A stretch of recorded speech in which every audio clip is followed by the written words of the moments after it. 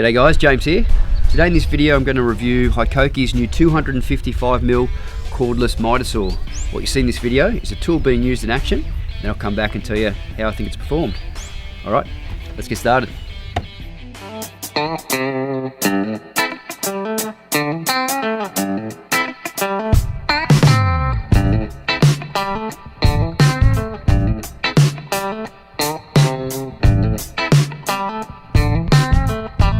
Alright, end of the day. So far that's gone pretty well. Battery's just run out, and so far we've cut in all the boxing around this part of the formwork. So it's done pretty well. Chuck the battery on charge, do the rest of the boxing there tomorrow, and then I'll come back and let you know how this has been going. But so far, so good.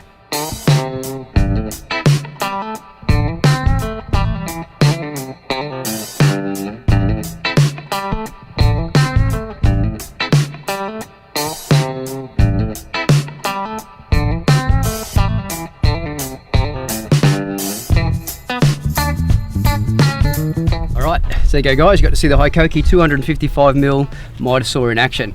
We used it for boxing up this slab here behind us, which you can see. It's gone pretty well for chopping those timbers up. And what we're also going to be using it for is for our stick framing, which will be arriving next week, so we'll chop into that as well too. Now I'll give you a bit of a close-up of the saw, tell you about some of the functions, some of the specifications, and I'll give you my thoughts on how I think it's performed. Now with this saw you got the built-in laser, and with the laser you've got the adjustment here, so you can actually dial that in or out depending on where you need it, if it needs a little bit of adjustment down on the saw blade. Up the top here on the handle, and you've also got your light activation button as well too, so you can switch between the two. The handle itself is pretty good. I actually like that safety clip in there to pull and activate the saw. Really easy to use.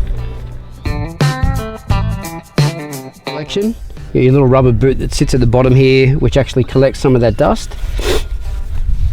On the base of the table you've got 50 degrees, you can slide the saw this way, or 60 degrees the opposite side.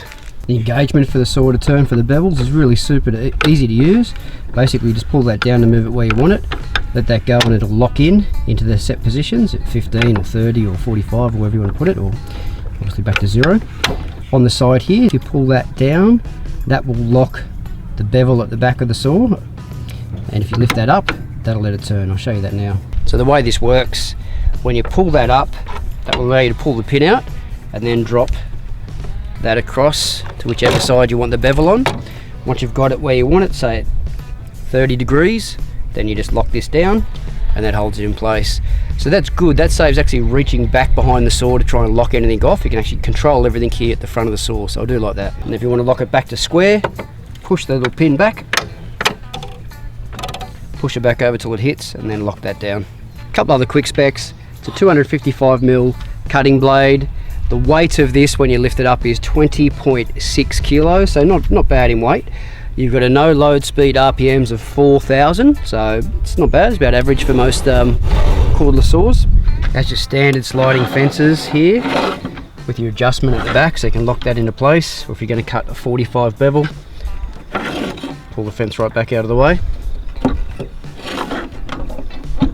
Standard locking clip, so you can lock some timber down if you're doing some small cuts, you don't want it to move.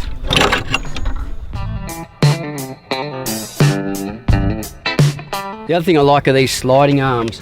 They're attached to the body of the saw at the back and they come forward. You get some models where they slide out the back of the saw, so as you slide this compound back, those rails project through the back. The good thing about this, you can have this set up in a workshop and have that hard against the back wall. You have to worry about the compound sliding arms sliding into the wall.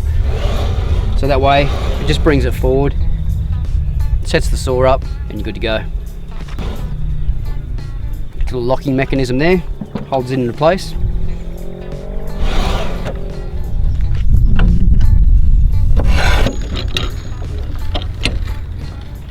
LED light function up in here.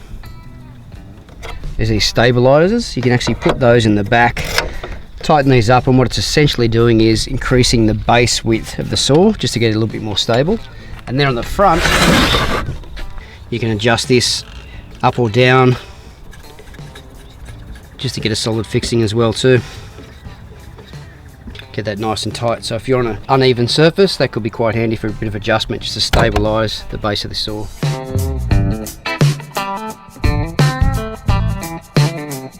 demonstration, some close-ups of the functions and the features and how it all works.